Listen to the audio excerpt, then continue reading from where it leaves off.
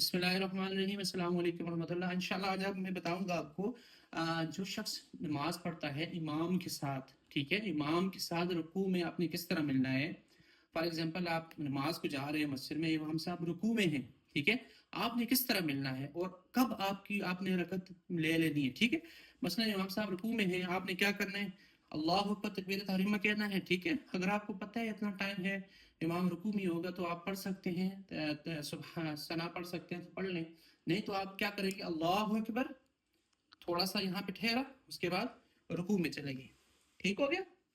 اس کے بعد آپ رکوع میں چلے گئے، اس کے بعد پھر رکوع سے آپ اٹھ کے، صحیح ہے۔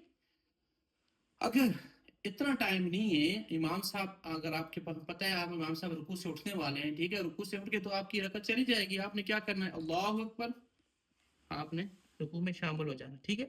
جب امام اس طرح رکوع سے سر اٹھا لیں گے، ٹھیک ہے، اٹھا لیں گے سر، تو اس وقت آپ کی ایک رکعت ضائع ہو جائے گی، اس بات کا خیال رکھنا۔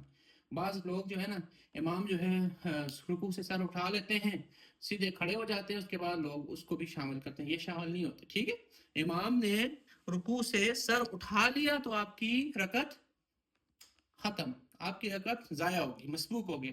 پھر بتاتا ہوں کیسے ملنا ہے۔ امام رکوع میں ہے، اللہ اکبر پڑھ لیا، ٹھیک ہے، تھوڑی دیر سٹے کیا یہاں پہ، اس کے بعد رکوع میں آپ چلے گئے اور اس کے بعد امام کے ساتھ شامل ہو جانا ہے، ٹھیک ہے۔ امام کے ساتھ نماز پڑھ رہے ہیں، اس بات کا خیال کریں، امام سے آگے نہ بڑھیں، اور امام بعض لوگ ہوتے ہیں نا، سجدہ وہ لمبا کرتے ہیں، ٹھیک ہے، اتنا لمبا سجدہ ہوتا ہے، اللہ اکبر سبحان ربی الاعلیٰ پڑھ لیا، سجدہ کر لیا، اس کے بعد امام دوسرا سجدہ بھی ختم کر لیتے ہیں، وہ بیچارہ اتنا عاجز بنا ہوتا ہے، وہ امام سجدہ دو امام کے سجدے گزر گئے ہوتے ہیں، وہ سجدے میں ہوتا ہے۔ ایسے نہیں کرنا، امام سے آگے نہیں بڑھنا اور امام کے پیچھے بھی بہت نہیں ہو جانا، ٹھیک ہے۔ دو رکن آپ کے گزر جائیں، امام کے پیچھے آپ چلے گئے، ٹھیک ہے، اس طرح بھی نہیں کرنا۔ سیکھ کے نمازیں پڑھنی۔ اللہ جل شانہ عمل کی توفیق عطا فرمائے۔